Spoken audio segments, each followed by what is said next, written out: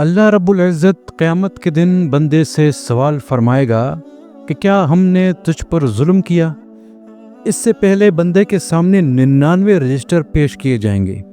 ہر register میں صرف اس کی نافرمانیاں اور گناہ درج ہوں گے، اور ہر رجسٹر اتنا طویل ہوگا کہ جہاں تک نگاہ جائے بس گناہ ہی گناہ نظر آئیں۔ اللہ تعالیٰ بندے سے پوچھے گا، دریافت فرمائے گا، کیا ان تمام اعمال کو میرے کاتبوں نے ناحق لکھا ہے؟ بندہ عاجزی کے ساتھ اقرار کرے گا، نہیں اے میرے رب، سب کچھ درست لکھا گیا ہے۔ پھر اللہ جل شانہ پوچھے گا کہ کیا تیرے پاس کوئی عذر ہے جو تو پیش کر سکے؟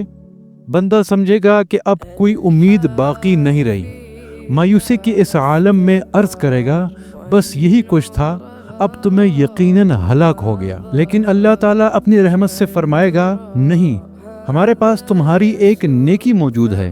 بندہ حیران ہو جائے گا کہ ان گناہوں کے پہاڑ کے مد مقابل ایک نیکی؟ وہ سوچے گا کہ یہ کیا بدل سکتی ہے ایک نیکی؟